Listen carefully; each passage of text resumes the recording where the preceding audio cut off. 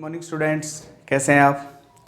Journal entry में एक point हमारा गुड्स से रिलेटेड था। गुड्स, ठीक है, इस से रिलेटेड पॉइंट था जो कि मैंने कुछ क्लियर करवाया था, कुछ मैंने सोचा था मैं आखिर में करवा दूंगा, ठीक है। तो वो फिर मेरे माइंड से स्लिप हो गया, तो आज हम उस टॉपिक को करते हैं कंप्लीट। तो फिर ये चैप्टर हमारा कंप्लीट हो जाएगा। गुड्स से रिलेटेड पॉइंट को किस किस तरह से हम करेंगे, आइए आज हम जानते हैं अपनी आज की क्लास में। तो स्टार्ट करते हैं, ठीक है। देखिए, मैंने कुछ पॉइंट्स लिखे हैं यहाँ पे गुड्स से रिलेटेड, ट्रांजैक्शंस लिखी हैं कि अगर इस तरह से कोई पोजीशन हो तो आप गुड्स की एंट्री कैसे करेंगे। मैं बड़े सिंपल तरीके से आपको समझाऊंगा और जल्दी समझ में आ जाएंगी 5-7 मिनट में। आप ध्यान से देखिए, ठीक है। जैसे फर्स्ट पॉइंट है गुड्स परचेज, आप ये एंट्री पहले भी कर चुके हैं। सेकंड पॉइंट है परचेज रिटर्न, ये एंट्री भी आप कर चुके हैं, फिर भी मैंने एक बार लिखी है, दोबारा से देखिए। फर्स्ट पॉइंट है गुड्स परचेज ऑफ ₹50,000, 50,000 रुपये का माल खरीदा। तो इसका मतलब है हमारे पास में माल आया, पैसे गए, तो एंट्री क्या हो जाएगी, गुड्स अकाउंट डेबिट, माल आया 50,000 और टू, मैं यहाँ कोई फॉर्मेट नहीं बना रहा, अपने हिसाब से कर रहा हूँ, ठीक है, तुम समझ जियो, और टू कैश अकाउंट। हमारी एंट्री ये हो गई भाई, ये लो 50,000। लेकिन गुड्स आया, गुड्स थोड़ी लिखते हैं हम, जब भी माल परचेज करते हैं तो गुड्स नहीं लिखते, हम लिखते हैं परचेज वर्ड, तो यहाँ पे हो जाएगा परचेज, ठीक है, परचेज अकाउंट डेबिट। ये हमारी एंट्री है भाई फर्स्ट, ठीक है। अगर मैं यहाँ पे क्या देता गुड्स परचेज इन कैश, तब ये एंट्री होती, ठीक है। मैं सारे पॉइंट क्लियर कराऊंगा, ध्यान से देखिए। Goods purchase from Ram, Ram से खरीदा है, ये नहीं कहता नगद खरीदा, तो यहाँ पे पैसा नहीं गया, यहाँ पे फिर किसका नाम आ जाता, राम का, राम अकाउंट 50,000 रुपये, इसका मतलब उधार है हमारे पास में। अगला point goods purchase from Ram in cash, यहाँ पे बता दिया नगद में खरीदा है, तो राम का कोई रोल नहीं। अब की बार फिर हमारी ये एंट्री सेम, ठीक है। तो इस तरह से हमारी गुड्स की एंट्री हो जाएंगी। आपको ये पहचानना पड़ेगा कि भाई ये नगद में है या उधार में है, ठीक है। तो ये पॉइंट था। सेकंड देखिए आप एंट्री क्या है, परचेज रिटर्न ऑफ ₹1,000, 1,000 रुपये का माल जो आपने खरीदा था उसमें से 1,000 रुपये का माल आपने वापस कर दिया।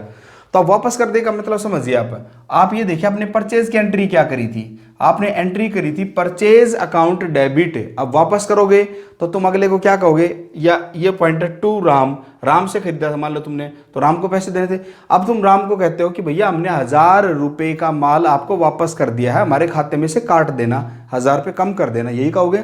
इसका मतलब क्या है कि हम राम को क्रेडिट किया ना, वो राम को वापस, मतलब इसकी रिवर्स एंट्री कर दो, राम को डेबिट, राम अकाउंट डेबिट 1,000 रुपये, और to purchase account, to purchase return account, बस ये ध्यान रखना है, परचेज रिटर्न अकाउंट आ जाएगा यहाँ पे, क्या आ जाएगा, परचेज रिटर्न अकाउंट।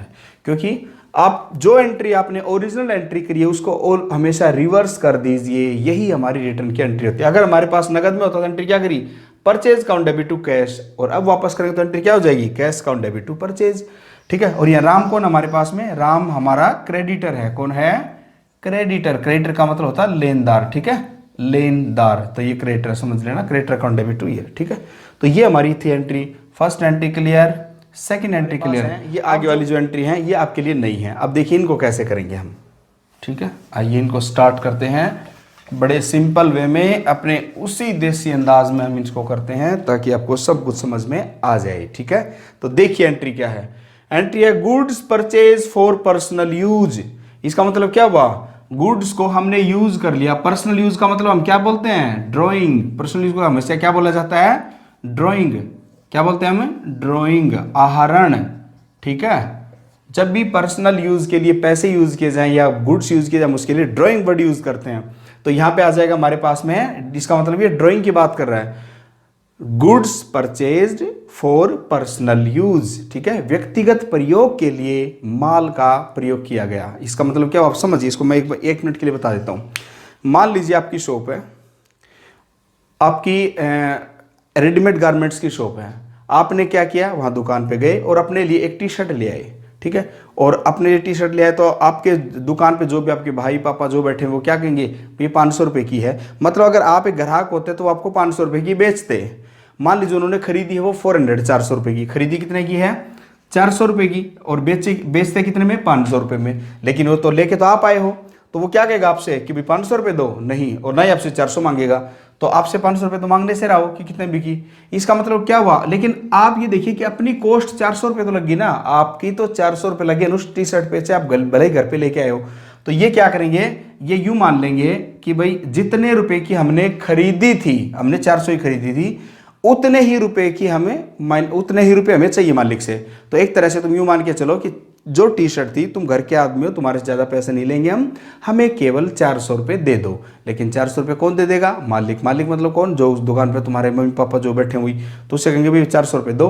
अब वो क्या कहेगा, भाई मेरे अपनी ही तो पूंजी लगा रखी है, मैंने ही तो लगा रखा है सारा पैसा। वो अपनी जेब से 400 रुपये निकालेगा और गले में रखेगा, ऐसा तो नहीं है, ठीक है। लेकिन वो लिख लेगा भी घर पे एक टी शर्ट यूज़ की गई, ठीक है। इसका मतलब क्या हुआ कि जब हम हिसाब किताब करेंगे लास्ट में टोटल, तो मान लीजिए उसकी कैपिटल बन गई टोटल 1 लाख रुपए, ठीक है, 1,04,000 रुपये। तो उस वक्त हम क्या कहेंगे कि 400 रुपये आप माइनस कर दीजिए, क्योंकि 400 रुपये आप घर ले गए थे, 400 रुपये का माल घर ले गए थे, समझ गए। तो इस तरह से उसी को ड्राइंग बोलते हैं। इसका मतलब क्या हुआ कि ड्राइंग का असर ये होता है कि हमारे पास जो कैपिटल होती है उसको हमें लास्ट में चल के माइनस करना पड़ता है, ठीक है। उससे हमारी पूंजी कम हो जाती है, क्योंकि उतने रुपए का माल हमने घर में यूज कर लिया। पहला पॉइंट क्लियर। तो पहला पॉइंट हमेशा याद रखना ड्राइंग का, इससे कैपिटल हमेशा कम हो जाती है, ठीक है। लेकिन यहाँ तो माल यूज किया है और माल भी तो चला गया, तो हम मान के चलते हैं कि इतने रुपए का माल जो हमने खरीदा ही नहीं। इसका क्या मतलब हुआ कि माल जो खरीदा था 400 रुपए के हिसाब से, मान लीजिए हमने 4 लाख का माल खरीदा था, उसमें तो हमने एंट्री क्या करी होगी, परचेज अकाउंट डेबिट। किसी भी काम के लिए गुड्स को यूज किया जाएगा, ठीक है। तो याद रखना आपकी जो परचेज है वो कम हो जाएगी, ठीक है। कम होने का मतलब हुआ परचेज को हम डेबिट करते हैं, तो यहां पे परचेज को हमें क्रेडिट करेंगे, तभी तो माइनस हुई ना। तो बस ये याद रखना है कि जब भी एक तरह से फ्री ऑफ कॉस्ट, बिना पैसे के आपका माल कहीं देते हो, किसी भी रूप में जाए चाहे, तो समझ लेना आपकी परचेज जो है वो आपकी कम हो जाएगी, समझ गए। तो अब देखिए पॉइंट आपको समझ में आएगा। अब मैं शुरू करता हूं फर्स्ट पॉइंट, यहां से शुरू करते हैं कि गुड्स यूज किया गया, कितने रुपए का, 2000 का। तो गुड्स यूज किया तो माल चला गया ना, लेकिन बदले में तो कुछ आया नहीं, मतलब हमारी तो परचेज कम हो गई सीधी सीधी। तो सीधा वही पॉइंट लिखेंगे, टू परचेज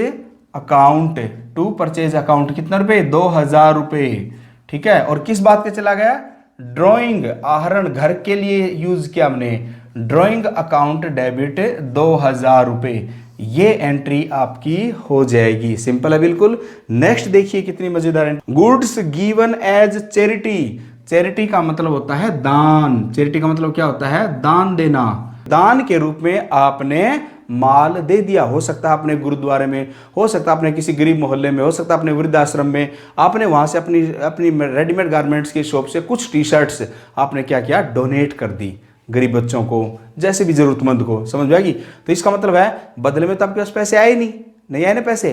तो मान लीजिए ऐसे करके आपने 2000 रुपये की टी शर्ट दे दी, तो 2000 रुपये का आपका घाटा तो हो गया, क्योंकि बदले में आपके पास 1 रुपया भी नहीं आया, जबकि माल चला गया। तो मैंने आपको कहा था कि जब जब आपका माल जाएगा फ्री ऑफ कॉस्ट, बिना पैसे के, आपने परचेज को कम कर देना है।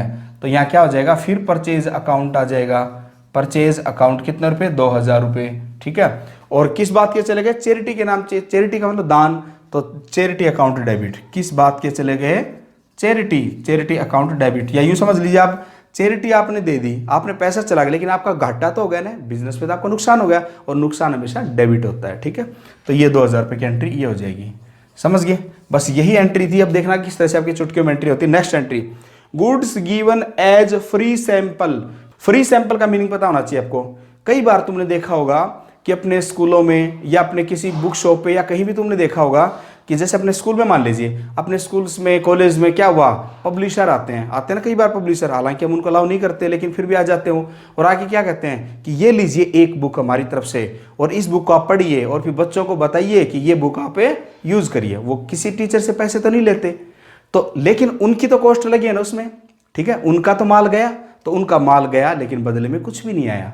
तो इसका मतलब है वहां पे क्या होना चाहिए, टू परचेज अकाउंट 2000 रुपये। मान लीजिए 2000 का माल है वो, तो 2000 परचेज अकाउंट तो क्रेडिट होगी। मैंने आपको बार बार बोला कि परचेज अकाउंट को क्रेडिट करना पड़ेगा अगर आप माल किसी भी रूप में देते हो, लेकिन आपके बदले में पैसे नहीं आते, तो ठीक है। तो परचेज अकाउंट को क्रेडिट करना ही पड़ेगा। तो इसका मतलब है डेबिट किसको करोगे और नाम आ जाएगा यहाँ पे फ्री सैंपल। क्या आ जाएगा? Free sample. जो बड़ी बड़ी कंपनीज होती हैं वो अपने डिस्ट्रीब्यूटर को देती हैं ताकि वो लोगों को दिखाएं और उसकी विशेषताओं को जानें, ताकि और उसका ऐड करें फ्री में और उसको माल को बेचने के लिए तैयार हो जाएं, इसलिए फ्री सैंपल दिया जाता है। तो माल तो चला गया ना, मालिक का तो नुकसान होगा, तो purchase debit free sample account. ठीक है, नेक्स्ट देखिए, ये एंटी क्लियर, ये anti clear. Next, loss by fire. Loss by fire, आपकी टी शर्ट की शॉप थी और रेडीमेड गारमेंट्स थी, उसमें दिवाली के मौके पर या कहीं और किसी भी गलती से या जैसी भी है उसमें आग लग गई। आग लगने से क्या हुआ? आपका नुकसान हो गया। ठीक है, कितने का नुकसान हो गया? आपका 20,000 रुपये का आपका नुकसान हो गया। इसका मतलब समझो, आप माल चला गया, फ्री में गया, आपके पास तो कुछ भी नहीं मिला। तो वही पॉइंट, सॉरी, परचेज को क्रेडिट कर दीजिए। ठीक है, तो डेबिट किसको करोगे? यहाँ पे अब की बार फ्री सैंपल की बजाय क्या हो जाएगा? Loss by fire. कि माल कैसे चले गया? लॉस के कारण, लॉस बाई फायर, आग लगने से हानि हो गई। Loss by fire account debit to purchase account. माल किसी भी रूप में आपका जाएगा तो परचेज को आपको क्रेडिट करना पड़ेगा, क्योंकि आप जब माल आता है तो डेबिट करते हो, तो वापस करते टाइम क्रेडिट करना पड़ेगा आपको। पॉइंट क्लियर, परचेज क्रेडिट हो गया। तो डेबिट किसको करेंगे? माल किस रूप में गया है? ड्राइंग के रूप में, तो ड्राइंग को डेबिट कर दिया, drawing account debit. Given as charity, तो charity account debit. Given as free sample, तो free sample account debit. Loss by fire, तो loss by fire account debit. ठीक है, next point, loss by theft, चोरी हो गई। ठीक है, बिजनेस में चोरी हो गई, चोरी के कारण फिर 20,000 का नुकसान हो गया। ठीक है, तो वही पॉइंट है यहाँ पे, फिर 20,000 रुपये टू परचेज और यहाँ पे आ जाएगा लॉस बाई थेफ्ट। समझ में आ गया पॉइंट? इसका मतलब है कि गुड्स की एंट्री बड़ी सिंपल है, आपका माल गया कैसे है वो देख लीजिए, उसको डेबिट कर दीजिए और परचेज को क्रेडिट कर दीजिए। तो ये थी आज की एंट्री, चैप्टर खत्म। और इसके बाद हम करेंगे अपना अगला चैप्टर, सब्सिडरी बुक्स। ठीक है, थैंक यू।